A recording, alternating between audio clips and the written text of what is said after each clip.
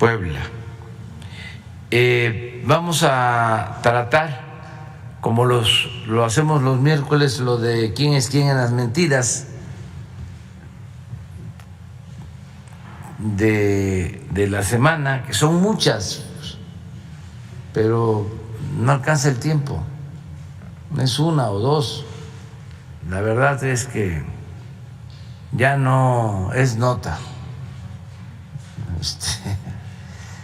pero pues no está de más seguir insistiendo en cómo se utiliza los medios de información para atacarnos y sobre todo para querer detener el proceso de transformación que está en marcha en el país.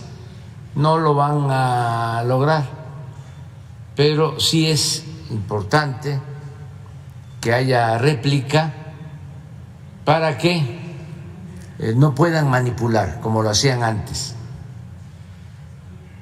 porque se dedicaban a calumniar y estaban al servicio de los intereses creados, casi todos empleados de potentados, periodistas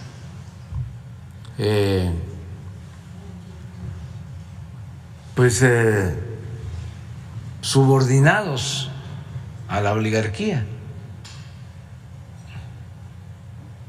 No es un periodismo independiente que represente los sentimientos del pueblo, no, es un periodismo faccioso que representa a grupos de poder económico y de poder político. Es parte de la corrupción que imperó durante mucho tiempo y ahora están muy molestos porque pues ya no tienen el poder que antes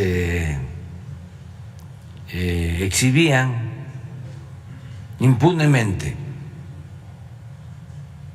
Ya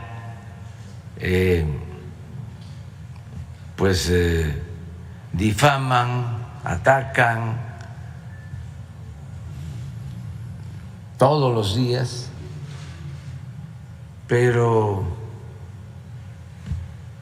no tienen efectividad, porque la gente, lo hemos dicho muchas veces, está muy consciente y ya está harta de la prensa vendida o alquilada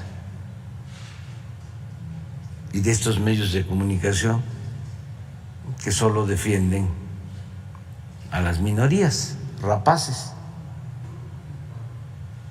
Ya ese periodismo no tiene nada que hacer en el país. Desde luego existe la libertad de expresión, de manifestación de las ideas, pero no tiene eficacia. Sin embargo, pues no les queda de otra más que seguir con lo mismo, atacando con mucho dinero, pero la gente está muy consciente de que hace falta que se consolide la transformación, que terminemos de limpiar de corrupción al país y que nunca más vuelva a imperar la corrupción, el autoritarismo, la prepotencia, y que el gobierno represente a todos y no a una minoría rapaz. Entonces, ya estamos en ese proceso, la gente lo ha entendido muy bien, hay mucha conciencia ciudadana y por eso pues se va avanzando y vamos a continuar avanzando. Pero es muchísimo el malestar que les provoca nuestra situación, lo que se está llevando a cabo. Les molesta mucho. Y también se está poniendo de manifiesto que es igual la prensa y los medios y los grupos de poder en México que en otros países y en Estados Unidos, y que es lo mismo que el Reforma o que la Crónica, el Washington Post o el New York Times. Son famosos, pero son periódicos sin ética, también al servicio de potentados y de gobiernos.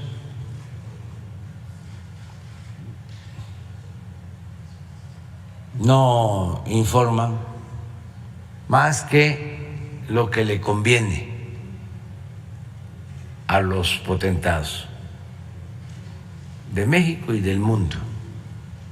No les importan los pueblos. Ustedes nunca van a encontrar en el Washington Post, en el New York Times, en el Financial Times, algo en defensa de los ciudadanos. Nada.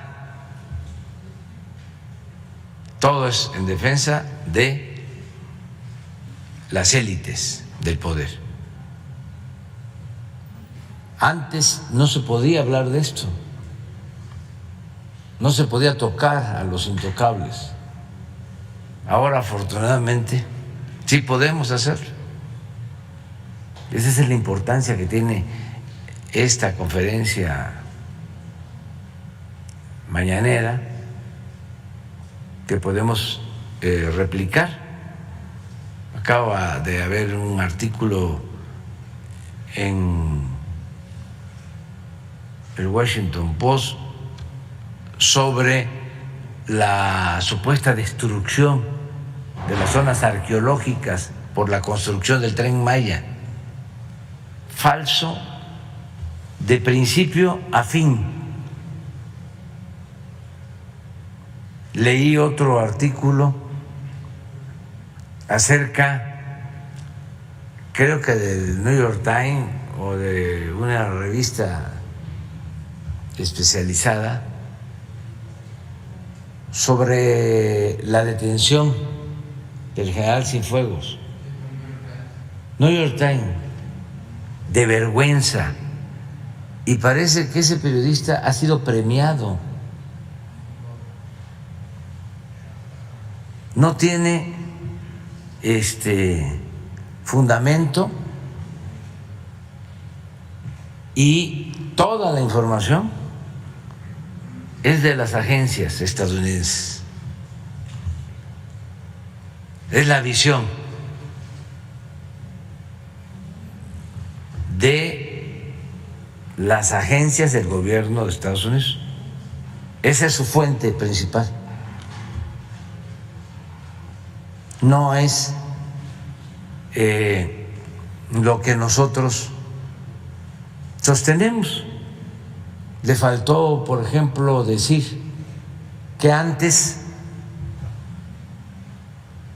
aunque hay una referencia al tema, los gobiernos de México permitían que la DEA y otras agencias intervinieran en México violando nuestro territorio, nuestra soberanía.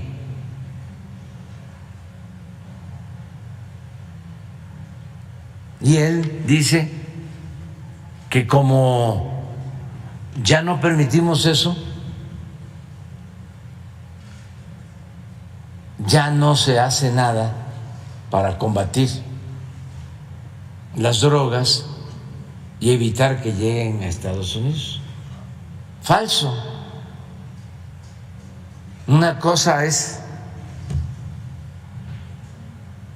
que cuidemos nuestra soberanía y que no se permita que ningún gobierno extranjero decida sobre lo que nos corresponde decidir a los mexicanos, y otra es que no se combata el narcotráfico. Pero como estaban mal acostumbrados a meterse, no cuenta, por ejemplo, el señor de cuando asesina a un delincuente en Morelos, a un Beltrán. Él narra, ¿no?, sobre eso, pero no cuenta porque le faltó información y sobre todo objetividad, que quienes operaron eso fueron agentes extranjeros con el apoyo de la Marina de México, porque ellos daban órdenes a la Secretaría de Marina.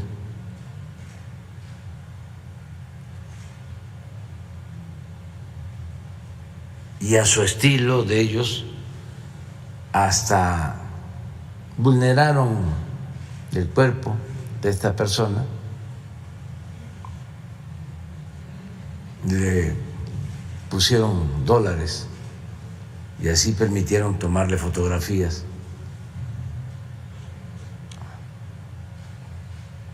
Y al día siguiente declaró el embajador de Estados Unidos de que ellos habían participado y que además ellos confiaban en la Marina, no en el Ejército de México.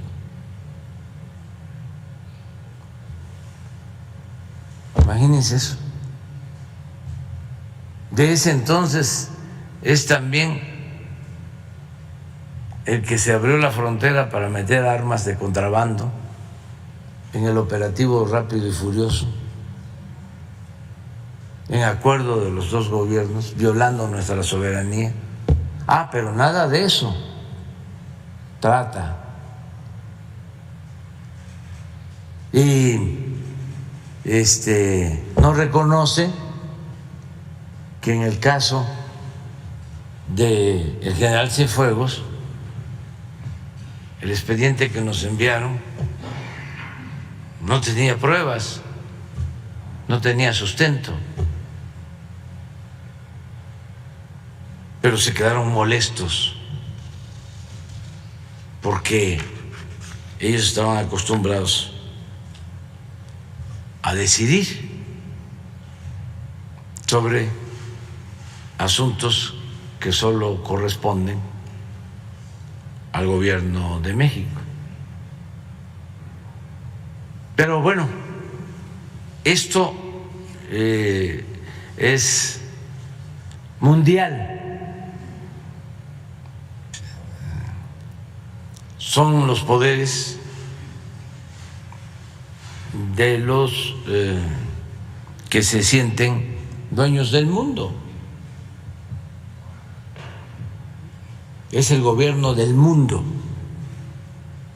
es a lo que aspiran. Y nosotros lo que queremos es que se respeten las soberanías de los países, las independencias de los países, y que a partir de ahí se dé la cooperación en lo económico, en lo social, y que haya armonía y amistad entre todos los pueblos del mundo, que prevalezca la fraternidad universal. Pero todavía no termina esa mala costumbre de imponerse, aunque se está avanzando. Yo siempre les comento que el presidente Biden habla de un trato en pie de igualdad, pero pues es el presidente Biden, que le acabo de enviar una carta, le hice un reconocimiento porque es el único de los presidentes de Estados Unidos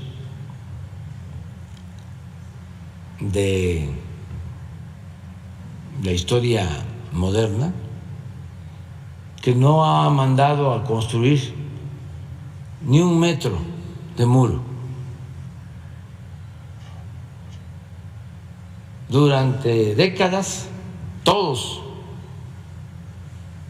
mandaban a construir como manda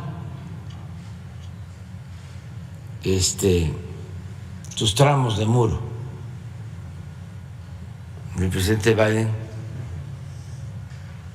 es el único, creo que en 4 décadas, si no es que más. Entonces sí, ha actuado de manera consecuente y con respeto hacia México. Bueno, adelante. Muchas gracias, presidente. Buenos días a todas y a todos. Esta es la sección ¿Quién es quién? En las mentiras de la semana del 14 de diciembre de 2022.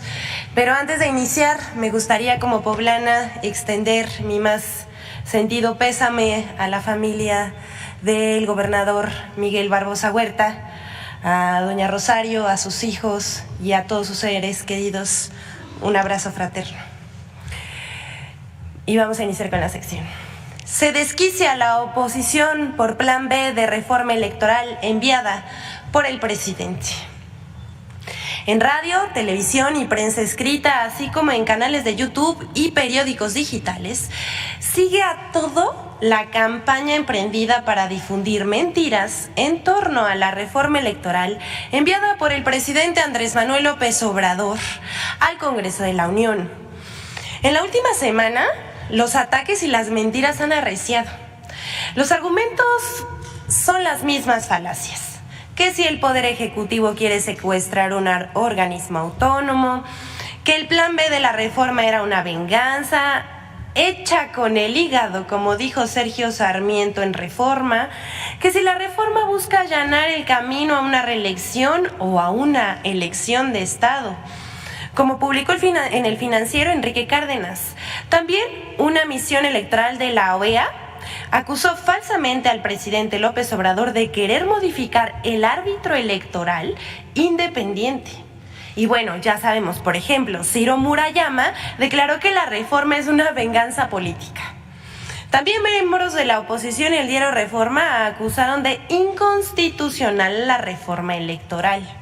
Pero ya Lorenzo Córdoba fue más allá, quien es consejero del INE y quien también tiene eco de algunos como Julen Renmentería, Emilio Álvarez y Casa y por supuesto Claudio X González, quienes insistieron en que se pone en riesgo la democracia.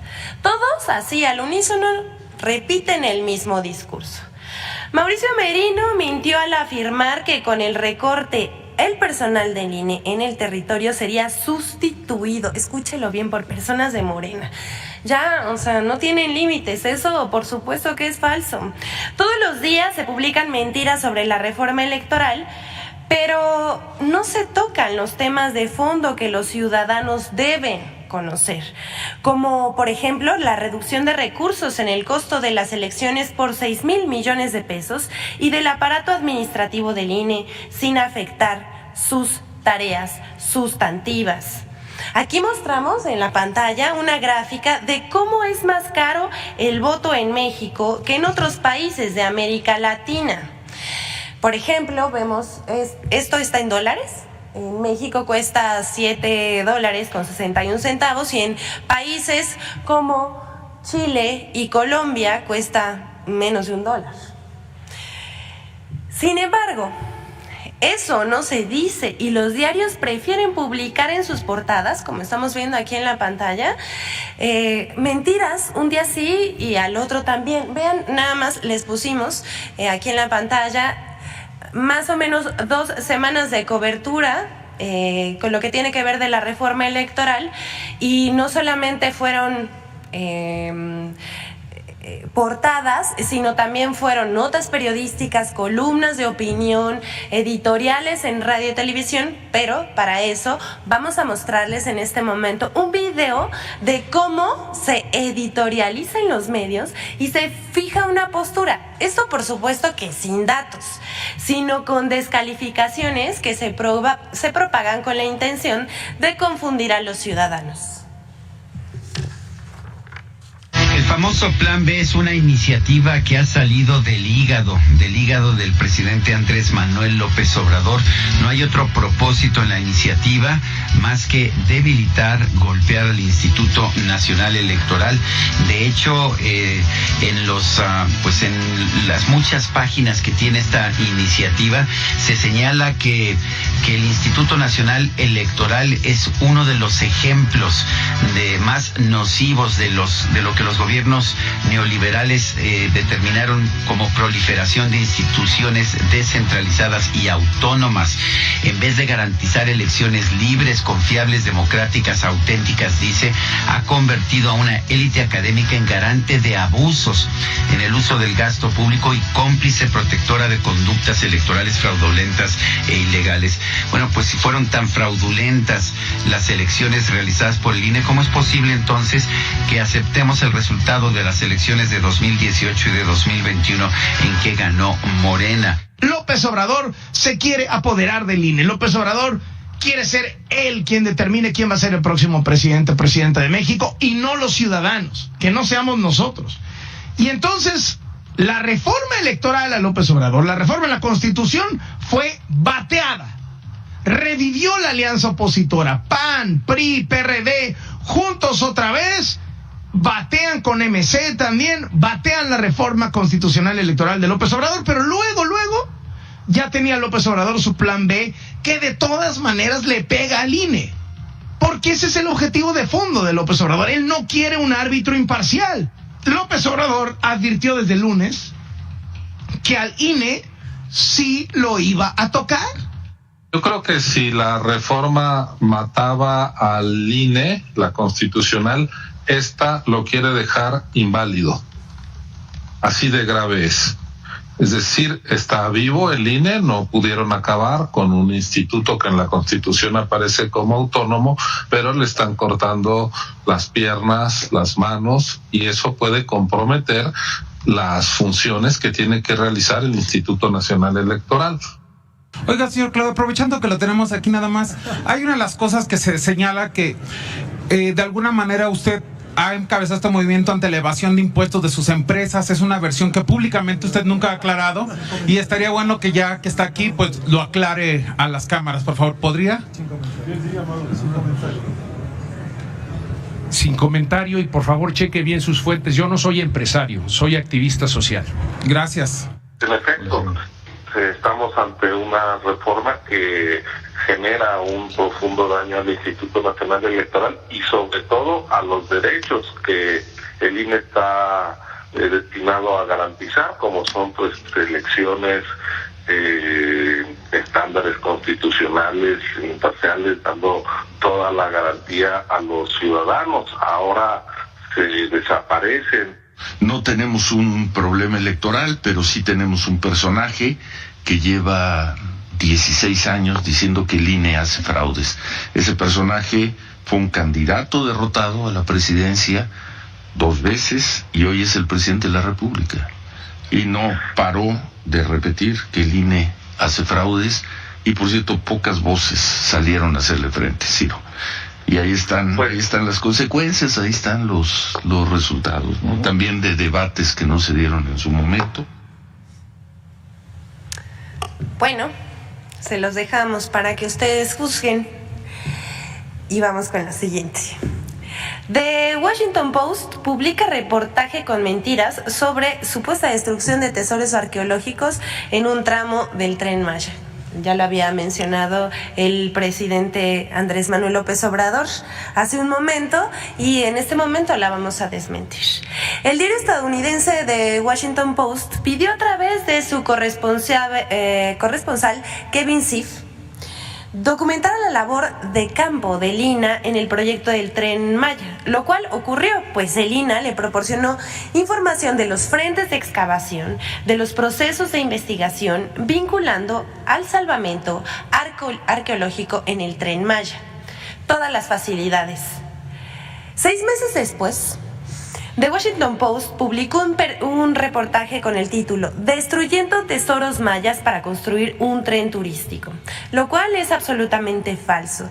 Sorprende la falta de ética y veracidad por incluir datos erróneos, imprecisos o mal interpretados, por falsear declaraciones, por omitir información relevante y, sobre todo, por revelar una posición parcial, tendenciosa y prejuiciada que, sin miramientos, descalifica el arduo trabajo realizado por profesionales de reconocida trayectoria y prestigio en su ámbito de conocimiento. Una verdadera falta de respeto.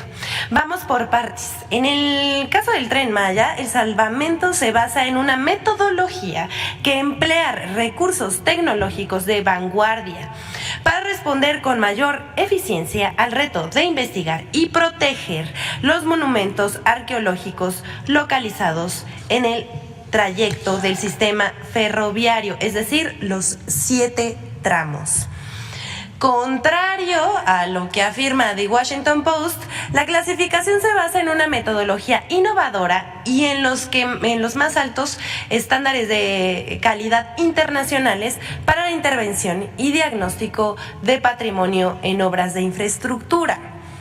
El INAH, el Fondo Nacional de Fomento al Turismo, la FONATUR, y la Secretaría de la Defensa Nacional, además de los consorcios constructores, han realizado las modificaciones necesarias al proyecto del tren para garantizar la preservación del patrimonio arqueológico. Gracias a estos trabajos de salvamento se han recuperado información valiosísima y se han obtenido relevantes hallazgos, los cuales han sido salvaguardados con técnicas de protección aprobadas por el Consejo de Arqueología del INAH y han quedado registrados con tecnología de punta que permitirá a los especialistas su estudio durante las próximas décadas. Los bienes muebles recuperados se encuentran resguardados y actualmente son estudiados y restaurados por especialistas del proyecto. En el proyecto del Tren Maya, por primera vez en México, se ha implementado de forma sistemática la conservación in situ de los monumentos a través de terraplenados con geomalla, muros de tierra armada y pivoteos, procedimientos que han permitido garantizar la preservación de más de 1,090 monumentos que se encuentran en el derecho de vía del tren. Insistimos, de los 7 tramos. Cabe señalar que estas medidas han permitido atender recomendaciones expresadas por organismos internacionales como la UNESCO. Asimismo, únicamente en 7 casos se han implementado medidas excepcionales para reubicación de monumentos. Queremos reiterar esta mañana, el Tren Maya respeta el medio ambiente y el patrimonio arqueológico de la cultura maya. Se han preservado 31,306 bienes inmuebles, cimientos, basamentos y albarradas, más de 1,000 cuevas y cenotes, más de 700,000 fragmentos de cerámica, 463 osamentas y 576 vasijas. Además, se invierte en mejorar 26 zonas arqueológicas y crear 9 centros de atención a vigilantes. Hasta aquí la sección de hoy, concluimos, fuimos muy breves debido al tiempo, pero para que se quede esto, que es uno de los proyectos más grandes que se ha hecho en la arqueología en nuestro país. ¿Es cuánto, señor presidente? De los que no han preguntado en 15 días, tú, en 15 días, tú, dos, la compañera